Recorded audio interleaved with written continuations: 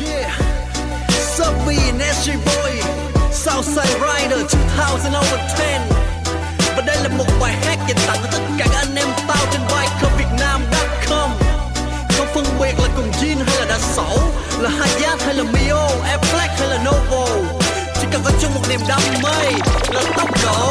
Đây là Subway, speaking on the mic from the Nam Kỳ, represent the Southside. đi cầm mạ chrome còn đang quay sáng chói, khi nào bánh xe mày vẫn còn lăn khát khao đổ xe còn nhức nhối. Trong nhớt thêm vào xăng vì xe hai thị nên có khói, bình xăng không thể cạn được cho bụng mày có đói. Nhưng chơi không gặp nạn bởi đường về được có lối, đến khi bão thì dâu hè ra đường bốn làng mình kết nối. Xe không còn gì vì đã sổ trái và chích ly, trước khi bồ câu ập tới toàn bộ tổ lái Bolini. Nổ máy rồi đề ba đại khái vài cái lướt đi, nhưng mà khổ cái là đường hẹp nên có thể tốn thêm vài sĩ. Gái đẹp phía đằng sau toàn bộ chân dài và tới nách, để đưa mông nhỏng lên trời cho cuộc đời thêm phá cách. Mắt thiên thần tỏa sáng, sáng đẹp nhất đêm nay. Đây khi đi lượn đường nguyên giải mình sẽ đẹp nhất chứ không ai. Tao đi lượn với club ngoài đại lộ Đông Tây, mày sẽ thấy chiếc xuông Hayat đang lượn nhẹ như mây. Một cô rớt đầu hai đèn gương đầu sáng thẳng cây, nếu mày thích thì đi với tao anh sẽ thể hiện cho mày thấy. Khi đi lượn với club ngoài đại lộ Đông Tây, mày sẽ thấy chiếc nông LX đang lượn nhẹ như mây. 450, 750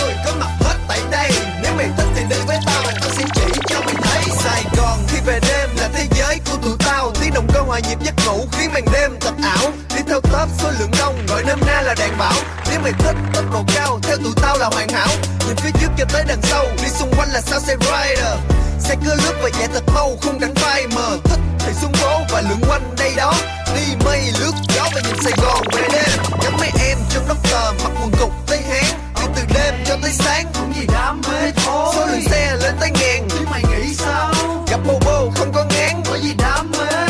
Từ Nam Kỳ tới Điện Biên vòng qua khu Thanh Đa, hơn cả ngàn chiếc xe trên đường khiến người dân tránh xa. Ở trong đoàn muốn tạo nét tao khuyên mày nên bớt nha, nếu chẳng may mày gặp mình thì một cước là rất xe. Khi tao đi lượn với club ngoài đại lộ Đông Tây, mày sẽ thấy chiếc xuông Hayat đang lượn nhẹ như mây. Một cô rớt đầu hai đèn gương đầu sáng thẳng cây, nếu mày thích thì đi với tao anh sẽ thể hiện cho mày thấy. Khi đi lượn với club ngoài đại lộ Đông Tây, mày sẽ thấy chiếc nông LX đang lượn nhẹ như mây. 450, 750 có mặt hết tại đây, nếu mày thích thì đi với tao và tao sẽ chỉ cho mày thấy.